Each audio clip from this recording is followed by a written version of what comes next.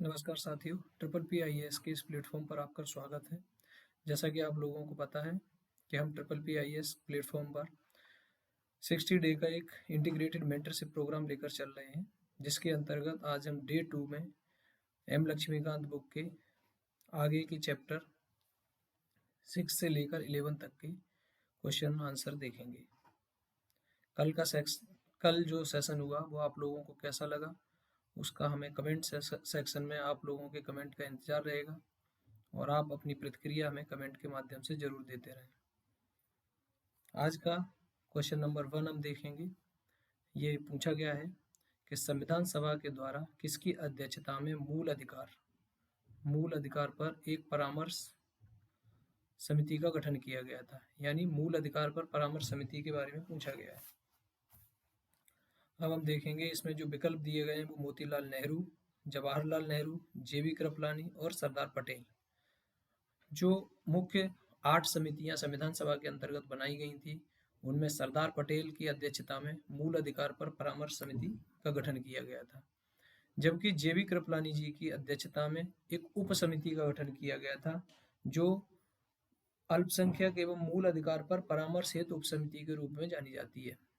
अभी हम इस क्वेश्चन का जो आंसर है कि संविधान सभा द्वारा किसकी अध्यक्षता में मूल अधिकार पर परामर्श हेतु एक समिति का गठन किया गया था, तो वो आंसर है सरदार पटेल।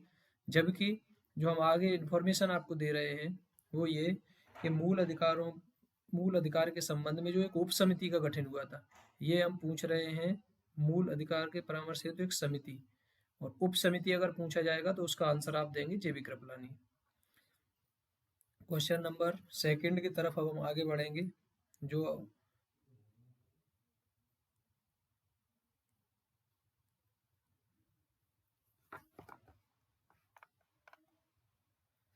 क्वेश्चन नंबर 2 में आपसे पूछा गया है कि गलत विकल्प का चयन करना है आपको। गलत विकल्प का मूल अधिकार दिए गए हैं और उससे संबंधित अनुच्छेद दिए गए हैं। विकल्प ए में दिया गया है समता का अधिकार, अनुच्छेद 14 से 18, स्वतंत्रता का अधिकार, अनुच्छेद 19 से 22, शोषण के विरुद्ध अधिकार, अनुच्छेद 23 से 24, धर्म की स्वतंत्रता का अधिकार 29 से 30 के बीच में दिया गया है। इसमें हमें गलत विकल्प चूज करना था कि दिए गए चारों विकल्पों में से कौन सा विकल्प अनुच्छेद और मूल अधिकार समायोजित नहीं है। तो इस विकल्प में विकल्प डी जो दिया गया है, धर्म की स्वतंत्रता का अधिकार, अनुच्छेद 29-30 गलत ढंग से मैच किया गया है। इसका सही आंसर होना चाहिए था कि धर्म की स्वतंत्रता का अधिकार अनुच्छेद 25 से 28 के बीच में दिया गया है, जबकि अनुच्छेद 29 और 30 का संबंध, अनुच्छेद 29 का संबंध और 30 का संबंध संस्कृति और शिक्षा संबंधी अधिकार से है। यह आपको याद रखना है। और बाकी के ये 3 विकल्प सही मिले हुए हैं। समता का अधिकार 1418 में है, स्वतंत्रता का अधिकार 19 से 22 में है, शोषण के विरुद्ध अधिकार अनुच्छेद 23 से 24 में है, धर्म की स्वतंत्रता का अधिकार अनुच्छेद 25 से 28 के बीच में, जबकि 29 से 30 में संस्कृति और शिक्षा संबंधी अधिकार शामिल किए गए हैं। अब हम आज के क्वेश्चन नंबर 3 की तरफ मूव करेंगे। इसमें पूछा गया है कि भाग 3 के प्रयोजनों के लिए राज्य शब्द, यानी इसमें राज्य शब्द के संबंध में पूछा गया है, किस अनुच्छेद के तहत परिभाषित किया गया है। यानी कि जो भाग 3 है मूल अधिकारों से संबंधित, उसमें राज्य क्षेत्र किस अनुच्छेद में परिभाषित किया गया है। तो विकल्प नंबर ए है अनुच्छेद 12, विकल्प नंबर बी है अनुच्छेद 13, विकल्प नंबर सी है अनुच्छेद 14 और विकल्प नंबर डी है अनुच्छेद 15। तो इसमें विकल्प नंबर ए यानी अनुच्छेद 12 के अंतर्गत राज्य शब्द को परिभाषित किया गया है। इस अनुच्छेद के तहत राज्य शब्द के अंतर्गत संसद और कार्यपालिका, राज्य विधानसभाएं, राज्य की कार्यपालिकाएं, नगर निगम, नगर पंचायत और LIC जैसी कई संस्थाओं को शामिल किया गया है। जबकि अनुच्छेद 13 का संबंध मूल अधिकारों के से ही है। इसमें उन प्रावधानों का वर्णन किया गया है, इसमें बताया गया है कि जो भी विधियां मूल अधिकारों के विरुद्ध होंगी उनको निरसित कर दिया जाएगा, यानी उन्हें विधि शून्य, यानी मूल अधिकारों के प्रति असंगत होने पर उन्हें विधि शून्य माना जाएगा। अनुच्छेद 14 और 15 में जो दिए गए प्रावधान है उनको आप कमेंट सेक्शन में हमें बताएंगे। कि इनका संबंध किससे है। अब हम आज के क्वेश्चन नंबर 4 की तरफ मूव करेंगे। हमारा क्वेश्चन नंबर 4 है, कारखानों आदि में बच्चों के नियोजन का प्रतिषेध किस अनुच्छेद के अंतर्गत किया गया है। अनुच्छेद 23, विकल्प बी है अनुच्छेद 24, विकल्प सी है अनुच्छेद 21, विकल्प डी है अनुच्छेद 22। अब हम इसमें जो राइट आंसर की तरफ जाएंगे तो वो राइट आंसर है अनुच्छेद 24। इसके अंतर्गत हमें बच्चों के नियोजन के प्रतिषेध का प्रावधान मिलता है, जबकि अनुच्छेद 23 के अंतर्गत बलात् श्रम के संबंध में प्रावधान किया गया है। अनुच्छेद 21 और 22 का संबंध किससे है, ये आप लोग हमें कमेंट सेक्शन के माध्यम से बताएंगे। हम अब आगे बढ़ेंगे, आज का क्वेश्चन नंबर 5 लेंगे। इस क्वेश्चन के अंतर्गत आपसे पूछा गया है कि संविधान की प्रस्तावना में कितने प्रकार की स्वतंत्रता प्रदान की गई है। संविधान की प्रस्तावना जब आप पढ़ेंगे तो उसमें स्वतंत्रता के संबंध में उपबंध लिखा हुआ है। इसमें विचार, अभिव्यक्ति, विश्वास, धर्म और उपासना, यानी विचार, अभिव्यक्ति, विश्वास, धर्म और उपासना के संबंध में स्वतंत्रता, ये 5 प्रकार की स्वतंत्रताओं का वर्णन किया गया है। तो इसमें विकल्प डी आपका आंसर हो जाएगा। आगे हम अगर जानना चाहें तो ये स्वतंत्रता का जो प्रावधान प्रस्तावना के अंतर्गत, यानी भारतीय संविधान में जो स्वतंत्रता का प्रावधान शामिल किया गया है, ये फ्रांस की क्रांति से शामिल किया गया है। अब हम आज आगे बढ़ेंगे तो क्वेश्चन नंबर 6 की तरफ मूव करेंगे। इसमें हमसे पूछा जा रहा है, मूल अधिकार के संबंध में गलत कथन का चयन करना है। ये हमें ध्यान रखना है पेपर सॉल्व करते समय भी, कि कुछ क्वेश्चन में हमसे गलत कथन के बारे में पूछा जा रहा है और कुछ क्वेश्चन में हमसे सही कथन के बारे में पूछा जा रहा है। यहाँ हमें गलत का चयन करना है। क्वेश्चन नंबर 6 फर्स्ट नंबर पे दिया गया है कि मूल अधिकार सरकार के एक पक्षीय निर्णय के विरुद्ध उपलब्ध है। सेकंड नंबर में दिया गया है ये गैर न्यायोचित प्रकृति के हैं। विकल्प नंबर थर्ड में दिया गया है यह सिर्फ नागरिकों के लिए उपलब्ध है। इस प्रकार यदि हम देखें तो मूल अधिकार सरकार के एक पक्षीय निर्णय के विरुद्ध उपलब्ध हैं। ये बात बिल्कुल सही लिखी गई है, क्योंकि अनुच्छेद 32 के तहत, अनुच्छेद 226 के तहत नागरिकों को मूल अधिकारों के उल्लंघन पर न्यायालय में जाने का अधिकार प्राप्त हुआ है। ये बोला गया है कि ये गैर न्यायोचित है, तो ये बात नीति निर्देशक तत्वों के संबंध में तो सही है, लेकिन मूल अधिकारों के संबंध में यह बात सही नहीं है, तो ये विकल्प गलत हो गया। यह सिर्फ नागरिकों को के लिए उपलब्ध है, ये सिर्फ नागरिकों वाली बात है, तो ये मूल कर्तव्यों के संबंध में तो सही है, लेकिन मूल अधिकारों के संबंध में ये बात सही नहीं है, क्योंकि अनुच्छेद 15, 16, 19, 29 और 30 ये सिर्फ नागरिकों को प्रदान किए गए हैं मूल अधिकार। इसके अलावा जो मूल अधिकार हैं वो नागरिक प्लस विदेशी दोनों लोगों को प्रदान किए गए हैं। तो इस ढंग से यदि हम देखें तो हमें गलत विकल्प का चयन करना था। पहला विकल्प इसमें सही है तो फर्स्ट इसमें है तो ये आंसर नहीं है, फर्स्ट इसमें है तो ये भी आंसर नहीं है, ये ऑल ऑफ द अबव है, तो हमारा विकल्प बी आंसर होना चाहिए। आप लोगों को हमारी सीरीज अच्छी लग रही हो तो आप इसमें कमेंट करें, अपने दोस्तों के साथ शेयर करें और हमारे चैनल को सब्सक्राइब करें। आपका सब्सक्रिप्शन, आपके द्वारा कमेंट किया गया और आपके द्वारा लाइक बटन का क्लिक करना, यही हमारे लिए मोटिवेशन का काम करेगा। क्वेश्चन नंबर 7 की तरफ आगे मूव करते हैं। इसमें आपसे पूछा गया है कि पिछड़े वर्गों के लिए गठित राष्ट्रीय आयोग को संवैधानिक दर्जा प्रदान किया गया, यानी जो पिछड़े वर्गों के लिए राष्ट्रीय आयोग का गठन किया गया था उसे संवैधानिक दर्जा कब प्रदान किया गया। इसमें विकल्प दिया गया है 101वें संशोधन के द्वारा, 102वें संशोधन के द्वारा, 103वें संशोधन के द्वारा और 104वें संशोधन के द्वारा। इसमें हम अगर राइट आंसर की तरफ जाएंगे तो वो आंसर है आपका विकल्प बी, विकल्प बी है आपका आंसर, विकल्प बी अनुच्छेद 102वें संविधान संशोधन अधिनियम 2018 के द्वारा जो राष्ट्रीय पिछड़ा वर्ग आयोग है इसे संवैधानिक दर्जा दिया गया है। इस संबंध में संविधान के अंतर्गत जो उपबंध किया गया है वो अनुच्छेद 338 बी के अंतर्गत किया गया है। अब आपको हमें बताना है कि अनुच्छेद 338 और अनुच्छेद 338 ए के अंतर्गत कौन से आयोग के बारे में उपबंध किया गया है। आगे बढ़ेंगे। इसमें अगर आपको अभी हालिया संशोधन है 103वां संविधान संशोधन, जो काफी चर्चा में रहा, ये ईडब्ल्यूएस कैटेगरी के संबंध में है। इकोनॉमिकली वीकर सेक्शन को जो 10% आरक्षण दिया गया है, उसके संबंध में प्रावधान अनुच्छेद 103वें संविधान के 103वें संविधान संशोधन के माध्यम से किया गया है। क्वेश्चन नंबर 8 की तरफ हम मूव करेंगे।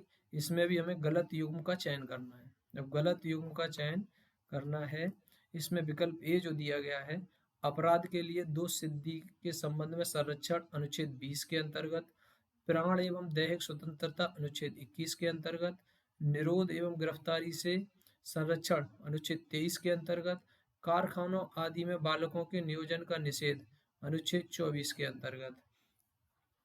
इसमें हम देखेंगे कि अनुच्छेद 20 के अंतर्गत अपराध एवं दोष सिद्धि के संबंध में संरक्षण दिया गया, ये बिल्कुल सही है। प्राण एवं दैहिक स्वतंत्रता अनुच्छेद 21 के अंतर्गत है, यह बात बिल्कुल सही लिखी हुई है। निरोध एवं गिरफ्तारी से संरक्षण अनुच्छेद 23 के अंतर्गत न होकर अनुच्छेद 22 के अंतर्गत है। अनुच्छेद 23 के अंतर्गत क्या है, हम ऊपर बता चुके हैं, इसे आप कमेंट सेक्शन में हमें बताएंगे। जबकि कारखानों आदि में बालकों के नियोजन के संबंध में निषेध अनुच्छेद 24 के अंतर्गत है। अब हम क्वेश्चन नंबर 9 की तरफ बढ़ेंगे। अच्छा, इसमें आपके लिए एडिशनल इंफॉर्मेशन है जो आप जान सकते हैं कि अनुच्छेद 24 जो दिया गया है, इसके अनुपालन के संबंध में संसद के द्वारा बाल श्रम निषेध एवं विनियमन अधिनियम 1986 को पारित किया गया था। 1986 को जैसे वर्ष 2016 में संशोधित किया गया, और वर्ष 2016 में जब संशोधन किया गया तो इसका नाम बदलकर बाल एवं किशोर श्रम निषेध एवं विनियमन अधिनियम 1986 कर दिया गया है। हम अब क्वेश्चन 9 की तरफ आगे बढ़ेंगे। क्वेश्चन नंबर 9 में पूछा गया है कि अनुच्छेद 25 के अंतर्गत हिंदू शब्द में सम्मिलित है, यानी आर्टिकल 25 के अंतर्गत जो हिंदू शब्द का उल्लेख किया गया है, उसमें कौन कौन से शब्द या कौन कौन से वर्ग शामिल हैं। तो हम देखेंगे, इसमें विकल्प नंबर 1 में दिया गया है सिख, विकल्प नंबर 2 में दिया गया है जैन, और विकल्प नंबर 3 में दिया गया है बौद्ध। ये क्वेश्चन यूपीएससी में पूछा जा चुका है, आगे किसी भी एग्जाम में पूछा जा सकता है। विकल्प नंबर ऑप्शन ए बोल रहा है ओनली 1, ऑप्शन बी बोल रहा है ऑप्शन 1 and 2, ऑप्शन सी बोल रहा है 1, 2 and 3, ऑप्शन डी बोल रहा है ओनली 2 and 3। जैसा कि आप लोगों को ज्ञात है कि अनुच्छेद 25 के अंतर्गत हिंदू शब्द में सम्मिलित हैं, तो इसके अंतर्गत आते हैं 1, 2 and 3, मतलब सिख, जैन और बौद्ध, तीनों को हिंदू शब्द के अंतर्गत समाहित किया गया है। अब हम क्वेश्चन नंबर 10 की तरफ मूव करेंगे। क्वेश्चन नंबर 10 मुझसे पूछा गया है कि अनुच्छेद 29 के तहत अल्पसंख्यक शब्द के अंतर्गत शामिल हैं, यानी जैसे अनुच्छेद 25 में पूछा गया था हिंदू शब्द के अंतर्गत, इसी तरीके से अनुच्छेद 29 में पूछा गया है कि अल्पसंख्यक शब्द में के अंतर्गत शामिल हैं, यानी अल्पसंख्यक में कौन कौन से अल्पसंख्यकों को शामिल किया गया है। विकल्प नंबर 1 दिया गया है धार्मिक अल्पसंख्यक, विकल्प नंबर बी दिया गया है भाषाई अल्पसंख्यक। ऑप्शन ए आपसे बोल रहा है ओनली 1, ऑप्शन बी बोल रहा है ओनली 2, और ऑप्शन सी बोल रहा है बोथ, ऑप्शन डी बोल रहा है एक भी नहीं। तो हम देखेंगे कि क्वेश्चन नंबर 10 का जो सही आंसर है वो है बोथ 1 and 2, यानी कि अनुच्छेद 29 के तहत अल्पसंख्यक शब्द के अंतर्गत धार्मिक और भाषाई दोनों प्रकार के अल्पसंख्यकों को शामिल किया गया है। अब हम आगे बढ़ेंगे और देखेंगे क्वेश्चन नंबर 11। आप लोगों को स्क्रीनशॉट अगर लेना होगा तो हम इसको इरेज भी करते जाएंगे साथ के साथ, ताकि आप लोगों को आसानी रहे कि आप इसका स्क्रीनशॉट भी ले पाए, इसलिए मैं इनको इरेज भी कर दूंगा साथ के साथ।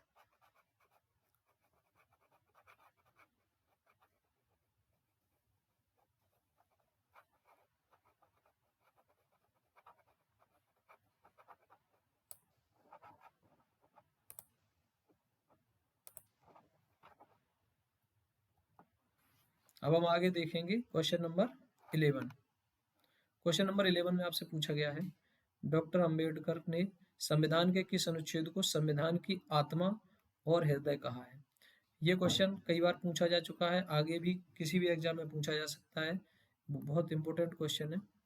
इसमें हम देखेंगे कि ऑप्शन नंबर ए में दिया गया है अनुच्छेद 19 यानी अभिव्यक्ति की स्वतंत्रता, अनुच्छेद 21A, ये आप लोग खुद स्वयं हमें कमेंट सेक्शन में बताएंगे अनुच्छेद 21A के अंतर्गत प्रावधान किस से संबंधित है। अनुच्छेद 32 और अनुच्छेद 226। 32 के अंतर्गत है मूल अधिकारों के उल्लंघन पर सुप्रीम कोर्ट में जाने का अधिकार है, और 226 के अंतर्गत मूल अधिकारों के उल्लंघन पर और अन्य में हाई कोर्ट जाने का अधिकार है। तो जो संविधान की आत्मा और हृदय डॉक्टर अंबेडकर के द्वारा कहा गया है वो अनुच्छेद 32 को कहा गया है। इस प्रकार इस क्वेश्चन का आंसर हो जाएगा अनुच्छेद 32 यानी सी। हम नेक्स्ट क्वेश्चन की तरफ मूव करेंगे। इसमें पूछा गया है रिट के संबंध में सही कथन बताना है हमको। तो इसमें विकल्प नंबर 1 में दिया गया है उच्चतम न्यायालय के रिट संबंधी न्यायिक अधिकार उच्च न्यायालय से कम विस्तृत है, यानी उच्च न्यायालय के रिट संबंधी न्यायिक अधिकार, यानी उच्चतम न्यायालय किन किन मामलों में रिट जारी कर सकता है और उच्च न्यायालय किन किन मामलों में रिट जारी कर सकता है। इस संबंध में कहा गया है कि उच्च न्यायालय की जो रिट न्यायिक अधिकार है वो उच्चतम न्यायालय का जो न्यायिक अधिकार है वो उच्च न्यायालय से कम विस्तृत है, पहली बात। दूसरी बात बोली गई है उच्चतम न्यायालय का क्षेत्रीय न्याय क्षेत्र ज्यादा विस्तृत है, यानी यह उच्चतम न्यायालय का ज्यादा है और यह उच्चतम न्यायालय का कम है। तो इसको हम अगर आपको बताएं तो ये दोनों बात सही लिखी हुई है।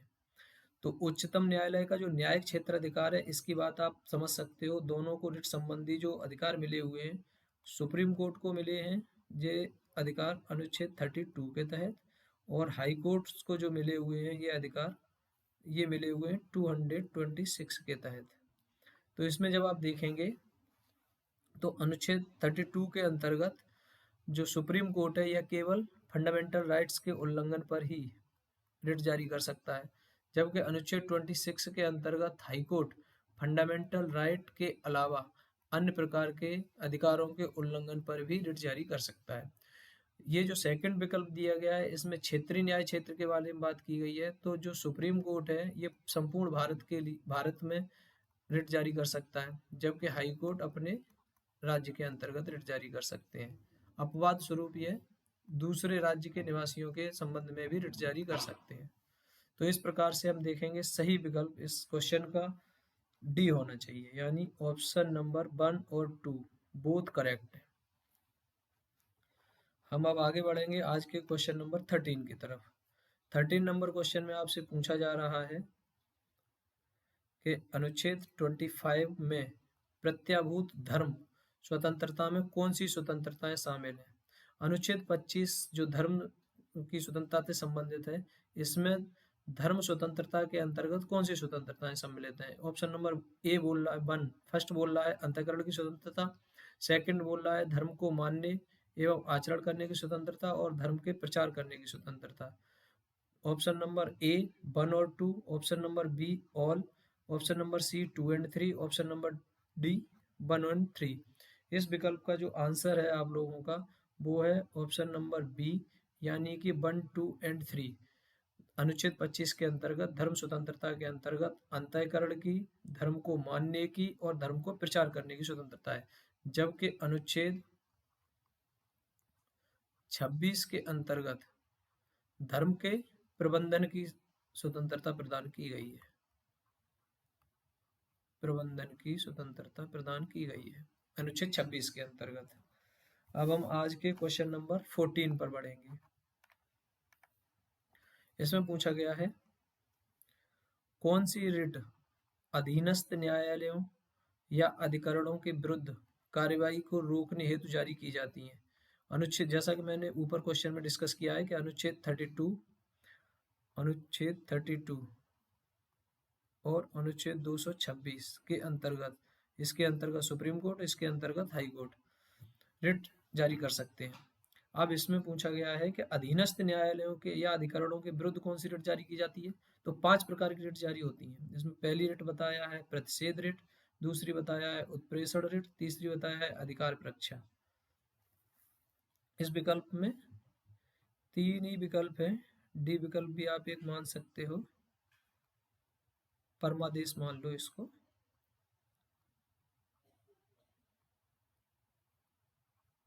परमादेश। अब आपको सही विकल्प की तरफ बढ़ना है, तो हम देखेंगे कि इसमें जो प्रतिषेध रिट है, यह रिट अधीनस्थ न्यायालयों के या अधिकरणों के विरुद्ध कार्यवाही को रोकने हेतु जारी की जाती है। जबकि इसमें जो विकल्प बी में लिखा हुआ है उत्प्रेषण रिट, इसको अधीनस्थ न्यायालयों में चलने वाले वादों के पुनरावलोकन के लिए, यह भी न्यायालय के न्यायिक संगठनों के विरुद्ध जारी की जाती है, लेकिन यह पुनरावलोकन से संबंधित है। इसके अंतर्गत कार्यवाही रोकी जाती है, रोकने के लिए जारी की जाती है। अधिकार परीक्षा जो रिट है, ये लोक कार्यालयों पर जो अवैध नियंत्रण हो जाता है उसको रोक लगाने के लिए जारी की जाती है। और जो परमादेश वाली रिट है, यह सार्वजनिक अधिकारियों को न्यायालय के द्वारा जारी की जाती है परमादेश की रिट। अब हम आगे बढ़ेंगे। आज का क्वेश्चन नंबर 15 है। इसमें क्वेश्चन नंबर 15 में पूछा गया है, जब सेना विधि प्रवृत्त हो, जब सैन्य विधि, या सेना विधि बोल लो या सैन्य विधि प्रवृत्त हो यानी लागू हो, तो किस अनुच्छेद के तहत संसद मूल अधिकारों पर निर्बंधन आरोपित कर सकती है। यहाँ हमें बताना है, जब मिलिट्री रूल इम्पोज हो तो पार्लियामेंट किस अनुच्छेद के अंतर्गत मूल अधिकारों पर निर्बंधन यानी रोक आरोपित कर सकती है। तो इसमें ऑप्शन नंबर ए दिया गया है 33, ऑप्शन नंबर बी अनुच्छेद 34, ऑप्शन नंबर सी अनुच्छेद 35 और ऑप्शन डी अनुच्छेद 36। इसमें जो सही विकल्प है वो है अनुच्छेद 34। अनुच्छेद 34 के अंतर्गत संसद को यह शक्ति प्रदान की गई है कि जब मिलिट्री रूल इम्पोज हो तो मूल अधिकारों के निर्बंधन आरोपित कर सकती है। जबकि अनुच्छेद 33 का संबंध सशस्त्र बलों के संबंध में मूल अधिकारों के निर्बंधन से है। अनुच्छेद 35 का संबंध संसद की विधि बनाने की शक्ति से है, जबकि अनुच्छेद 36 डीपीएसपी से संबंधित है। इनका मूल अधिकारों से कोई संबंध नहीं है। अब हम आगे बढ़ेंगे। आज का क्वेश्चन नंबर 16 देखेंगे। इसमें पूछा गया है कि एक कल्याणकारी राज्य की संकल्पना का समावेश संविधान के किस अनुच्छेद में किया गया है, यानी वेलफेयर स्टेट का समावेशन संविधान के किस भाग में किया गया है, भाग पूछा है। तो ऑप्शन ए है भाग 3, ऑप्शन बी है भाग 4, ऑप्शन सी है भाग 4A और ऑप्शन डी है भाग 5। तो जैसा कि आप लोगों को पता है कि जो कल्याणकारी जो राज्य की अभिकल्पना है, ये भाग 4 में राज्य के नीति निदेशक तत्वों के अंतर्गत शामिल किया गया है। इसका मूल उद्देश्य सामाजिक आर्थिक लोकतंत्र की स्थापना करना है। जबकि भाग 3 का संबंध मूल अधिकारों से है, भाग 4A का संबंध मूल कर्तव्यों से है और भाग 5 का संबंध किस से है, ये आप हमें कमेंट सेक्शन में लिख के बताएंगे। ये हम बीच में पूछते रहते हैं। इसका पूछने का रीजन ये है कि आपका पार्टिसिपेशन हमें दिखे, आपका हमने जो फर्स्ट डे डिस्कस किया था, आपका डेडिकेशन और आपकी डिटर्मिनेशन हमें चाहिए। डायरेक्शन के लिए स्तर पर तो हम काम कर ही रहे हैं। अब हम आगे बढ़ेंगे क्वेश्चन नंबर 17 पर। क्वेश्चन नंबर 17 में आपसे पूछा गया है, एक कथन दिया गया है राज्य के नीति निर्देशक तत्वों के संबंध में कि यह एक ऐसा चेक है जो बैंक की सुविधा अनुसार अदा किया जाता है। यह किसने कहा? तो पहला है डॉक्टर अंबेडकर ने, दूसरा है सरदार पटेल ने, तीसरा है केटी शाह के द्वारा और चौथा है आइवर जेनिंग्स के द्वारा। तो इस क्वेश्चन में जो सही आंसर है वो है केटी शाह के द्वारा। यह केटी शाह के द्वारा यह कथन कहा गया है। एक सेकेंड।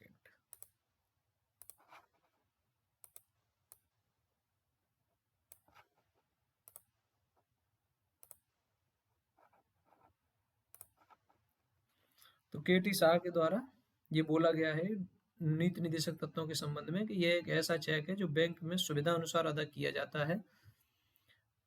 ओके, अब हम आगे बढ़ेंगे क्वेश्चन नंबर 18 की तरफ। क्वेश्चन नंबर 18 जो आपसे पूछ रहा है, इसमें अगेन हमें गलत कथन का चयन करना है। इसमें ए नंबर पर लिखा हुआ है समान न्याय तथा निःशुल्क विधिक सहायता, अनुच्छेद 39A। उद्योग के प्रबंधन में कर्मकारों का भाग लेना, अनुच्छेद 43। और पर्यावरण, वन तथा वन्य जीवों की सुरक्षा, अनुच्छेद 48A। समान कार्य के लिए समान वेतन, अनुच्छेद 39। इसमें जो गलत कथन हमें चयन करना था, तो समान न्याय तथा निःशुल्क विधिक सहायता ये अनुच्छेद 39A में है, ये करेक्ट बात है। उद्योग के प्रबंधन में कर्मकारों का भाग लेना, ये अनुच्छेद 43A में दिया गया है, न कि अनुच्छेद 43 में। तो ये ऑप्शन हमारा आंसर होना चाहिए।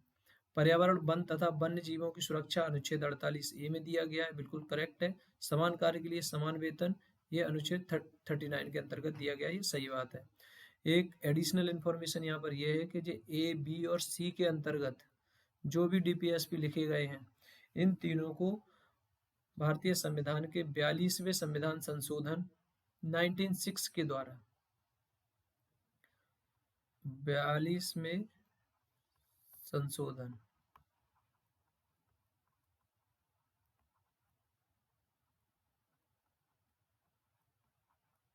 1976 के द्वारा संविधान में ऐड किया गया है इन तीनों को।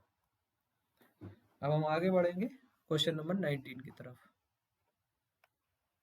इसको सही से लिख दो, 42।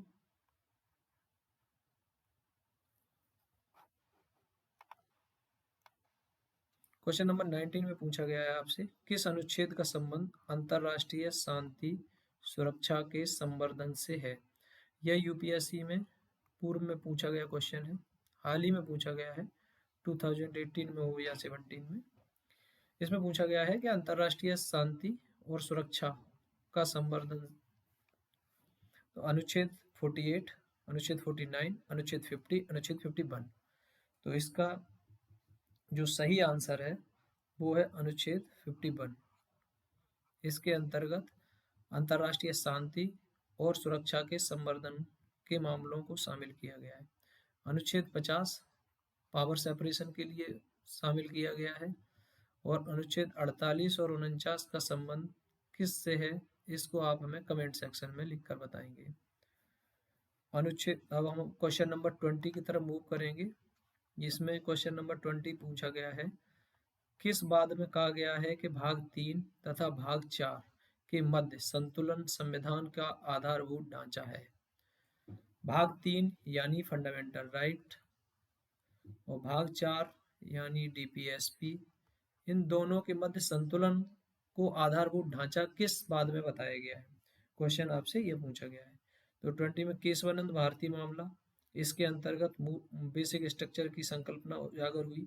गोलकनाथ मामला, मिनर्वा मिल मामला और वामन राव मामला।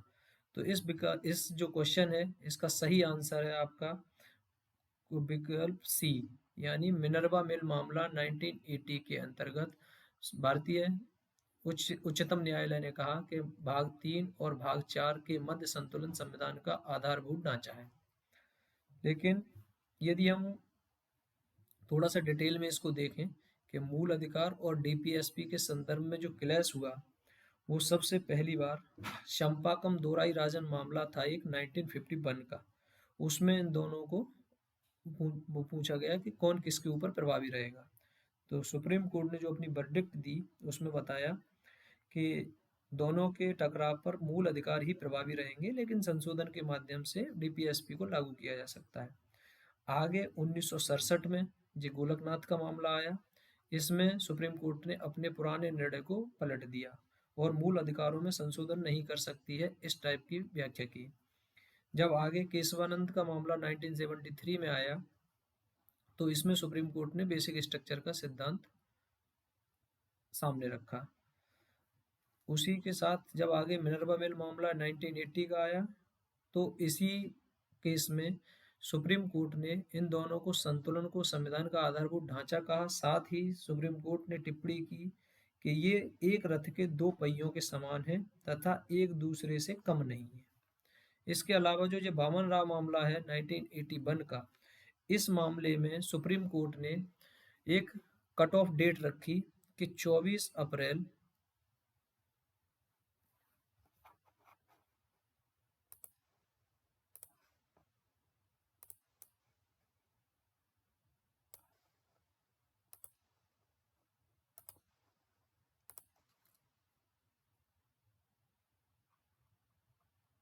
24 अप्रैल 1973 के बाद जो भी प्रावधान, जो भी संशोधन होंगे, उन पर बेसिक स्ट्रक्चर का सिद्धांत लागू होगा। अब हम आगे बढ़ते हैं क्वेश्चन नंबर 28 पर।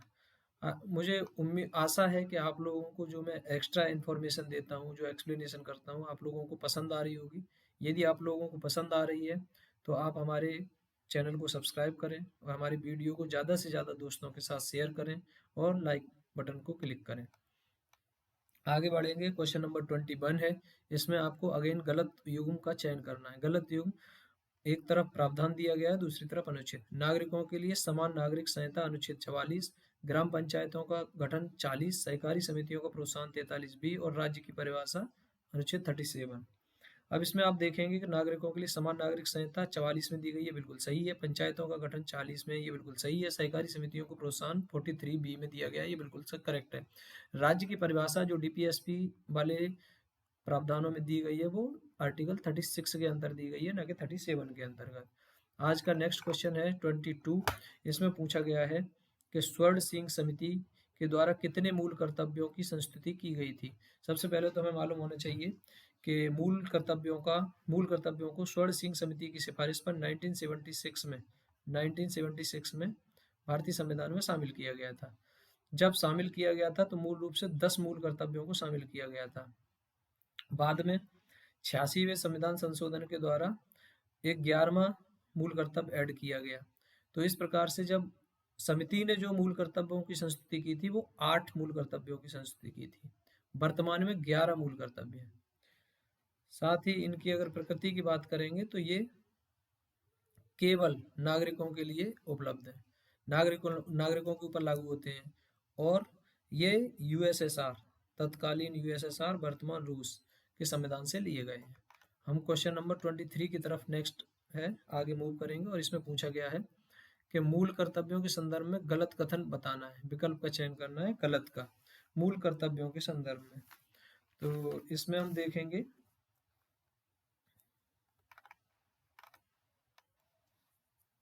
ये मूलतः भारतीय जीवन पद्धति के आंतरिक कर्तव्यों का वर्गीकरण है।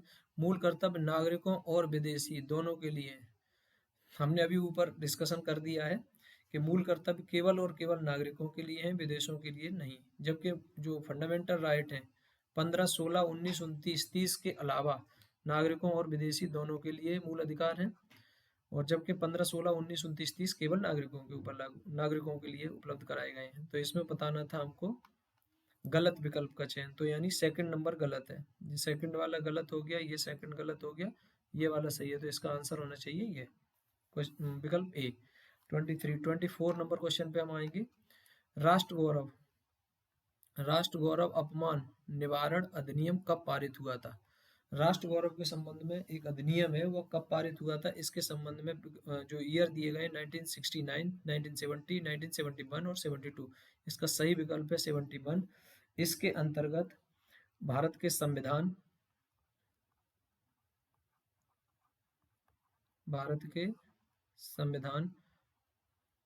राष्ट्रीय ध्वज और राष्ट्रीय गान, इन 3 चीजों के अनादर के निवारण के संबंध में प्रावधान किए गए हैं। संविधान, राष्ट्रीय ध्वज और राष्ट्रीय गान के अनादर के संबंध में प्रावधान किया गया है, जो कि 1971 का एक्ट है। हम क्वेश्चन नंबर 25 की तरफ आगे बढ़ेंगे। संविधान के किस भाग संशोधन संबंधी, अच्छा यहाँ पे किस भाग में, संविधान के किस भाग में संशोधन संबंधी प्रावधान है, ये हमें देखना है। तो भाग 20, भाग 21, भाग 22, भाग 18। तो इसका सही आंसर है भाग 20, अनुच्छेद 368। इसके अंतर्गत हमें संविधान में संशोधन संबंधी प्रावधान दिए गए हैं। आज का नेक्स्ट क्वेश्चन है क्वेश्चन नंबर 26। इसमें पूछा गया है कि भारतीय संविधान की प्रकृति के संबंध में, संविधान की प्रकृति पूछी गई है, सही कथन पूछा है। लचीला है, कठोर है, लचीला और कठोर दोनों है, लचीला और कठोर का सम्मिश्रण है। तो लचीला संविधान की अगर हम बात करें तो ये ब्रिटेन का संविधान है, कठोर संविधान ये यूएसए का संविधान है, और लचीला और कठोर दोनों है या लचीले और कठोर का सम्मिश्रण है? भारतीय संविधान की प्रकृति लचीले और कठोर दोनों का सम्मिश्रण है, क्योंकि ये जो संघीय व्यवस्थाएं दी गई हैं संविधान के अंतर्गत, उनमें संशोधन होते हैं वो विशेष बहुमत से, और आधे राज्यों की संस्तुति के माध्यम से होते हैं, और कई सारे प्रावधान साधारण बहुमत से भी संशोधित किए जा सकते हैं, इसलिए इन दोनों का मिश्रण माना जाता है। अब हम आएंगे 27 नंबर क्वेश्चन की तरफ। इसमें पूछा गया है कि अनुच्छेद 368 के अंतर्गत कितने प्रकार के संविधान संशोधन को शामिल किया गया है? इसमें हमको दिया गया है 2 प्रकार के, 3 प्रकार के, 1 प्रकार और 4 प्रकार। अनुच्छेद 368 के तहत अगर देखेंगे तो आपको 2 प्रकार के संविधान संशोधन की व्याख्या की मिलती है। एक तो मिलती है विशेष बहुमत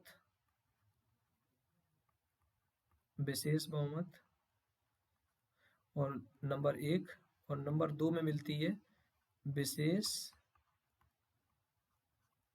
प्लस राज्यों की संस्तुति।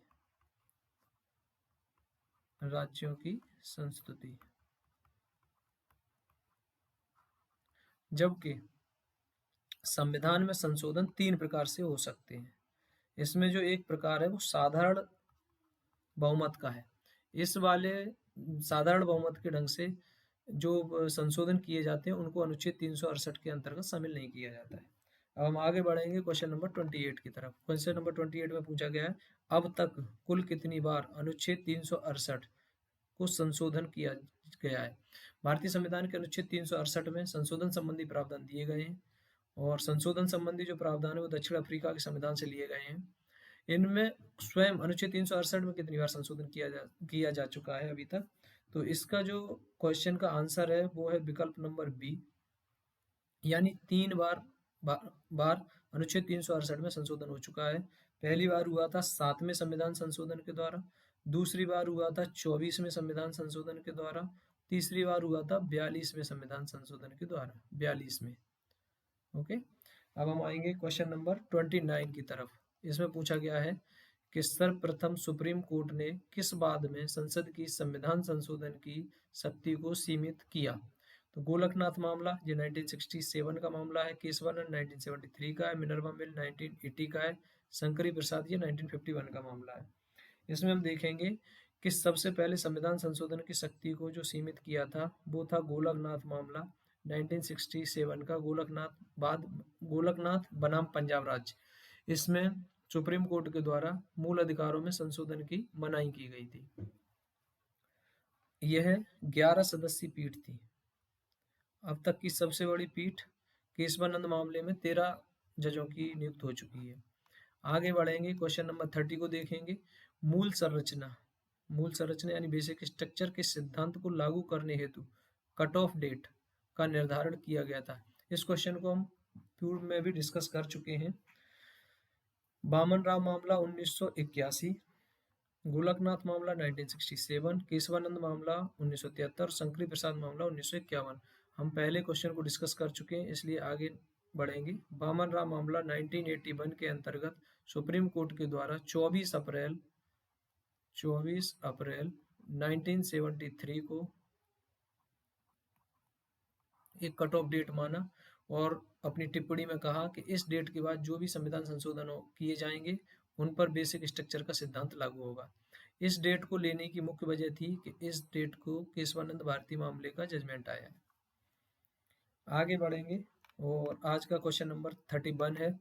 इसमें पूछा गया है आपसे कि जो किहोतो होलोहन मामला 1993 का है का संबंध किस अनुसूची से है? तो आपको ये 2 प्रकार के नाम है। किहोतो होलोहन 1993, इसका संबंध आपका 10वीं अनुसूची से है जो एंटी डिफेक्शन लॉ से है। और इसी प्रकार का एक शब्द आता है आई.आर. कोएल्हो मामला, आई.आर. कोएल्हो मामला 2007 का है। इसका संबंध किस अनुसूची से है? तो इसका संबंध आप देखेंगे कि 9वीं अनुसूची से है। ये 2 आपको याद रखने हैं फैक्ट के रूप में। किहोतो होलोहन मामला 1993 का है, इसका संबंध 10वीं अनुसूची से है, एंटी डिफेक्शन लॉ के संबंध में इसमें प्रावधान है। और आई.आर. कोहेलो मामला है वो किस अनुसूची के साथ से संबंधित है तो वो 9वीं अनुसूची से संबंधित है। अब हम आगे बढ़ेंगे। आज का क्वेश्चन नंबर 33 देखेंगे कि 17वें संशोधन अधिनियम 1964 को किस बात में चुनौती दी गई थी। हमने बताया है कि 17वें संविधान संशोधन के माध्यम से अनुच्छेद 368 में संशोधन 17वें नहीं 7वें से किया गया था। 17वें संविधान संशोधन अधिनियम 1964 को किस बात में चुनौती दी गई थी। तो हम देखेंगे इसके विकल्प जो हैं वो गोलकनाथ मामला 1967, मिनर्वा मिल मामला 1980, बामन राव मामला 1981 और केशवानंद मामला 1973। तो इसका जो सही आंसर है वो है गोलकनाथ मामला 1967। इस बाद में 17वें संशोधन अधिनियम 1964 को चुनौती दी गई थी। इसमें सुप्रीम कोर्ट ने जो अपना पूर्ववर्ती जजमेंट था उसको पलटते हुए कहा कि मूल अधिकारों को संशोधित नहीं किया जा सकता है, यानी डीपीएसपी को लागू करने के लिए मूल अधिकारों में संशोधन नहीं किया जा सकता है। यह बात गोलकनाथ मामले में सुप्रीम कोर्ट ने बोली थी। इसी की प्रतिक्रिया स्वरूप भारतीय संसद के द्वारा 24वें और 25वें संविधान संशोधन लेके आए गए और इसी में आगे कड़ी 42वें संविधान संशोधन तक जाती है। केशवानंद मामला आता है जो मैं पूर्व में डिस्कस कर चुका हूँ। संविधान की 5वीं एवं 6ठी अनुसूची में संशोधन किया जा सकता है। क्वेश्चन नंबर है आपका 34। इसमें बोला गया है कि संविधान की 5वीं और 6ठी अनुसूची में संशोधन किया जा सकता है साधारण बहुमत से, विशेष बहुमत से, विशेष बहुमत प्लस आधे राज्यों की स्वीकृति से, उपरोक्त तीनों से। इसमें आप देखेंगे कि साधारण बहुमत के माध्यम से संविधान की 5वीं और 6ठी अनुसूची में संशोधन किया जा सकता है। आप लोगों को बताना है कमेंट में कि 5वीं और 6वीं अनुसूची में किसके संबंध में प्रावधान दिए गए हैं। आज का अंतिम क्वेश्चन है, इसमें आपको गलत युग्म का चयन करना है। अधिनियम दिए गए हैं और उनके वर्ष दिए गए हैं। वन संरक्षण अधिनियम 1980, विधि विरुद्ध क्रियाकलाप निवारण अधिनियम 1967, सिविल अधिकार संरक्षण अधिनियम 1956 और मूल कर्तव्यों संबंधी बर्मा समिति है वो 1999। तो इसमें देखेंगे वन संरक्षण अधिनियम 1980 है जी, बिल्कुल सही है। विधि विरुद्ध क्रियाकलाप अधिनियम 1967 बिल्कुल सही है। सिविल अधिकार संरक्षण अधिनियम 1956, यह 56 नहीं है, इसकी जगह है आपका 1955। और मूल कर्तव्यों के संबंध में बर्मा समिति का गठन 1999 में हुआ था। आपको यहाँ एक क्वेश्चन ये देख सकते हो कि मूल कर्तव्यों यानी कि बर्मा समिति जो 1999 की है उसका संबंध किससे है, तो मूल कर्तव्यों से।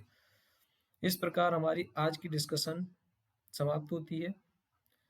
मैं आप सभी का एक बार फिर से धन्यवाद देना चाहेंगे कि आप लोग ध्यानपूर्वक हमारी सीरीज को पसंद कर रहे हैं और इसी प्रकार से आप लोग हमारे साथ जुड़े रहिए और हम आगे और इससे भी बेहतरीन क्वेश्चन का कंपाइलेशन लेके आएंगे जो आपके एग्जाम में बहुत हेल्पफुल रहेगा। बस आप लोगों से एक ही रिक्वेस्ट है कि आप हमारे चैनल को सब्सक्राइब करें, अपने दोस्तों के साथ ज़्यादा से ज़्यादा शेयर करें और हम आगे इसी कड़ी में नेक्स्ट जो चैप्टर हैं उनकी MCQ को लेकर आपके सामने उपस्थित होंगे। आपका दिन शुभ हो। धन्यवाद।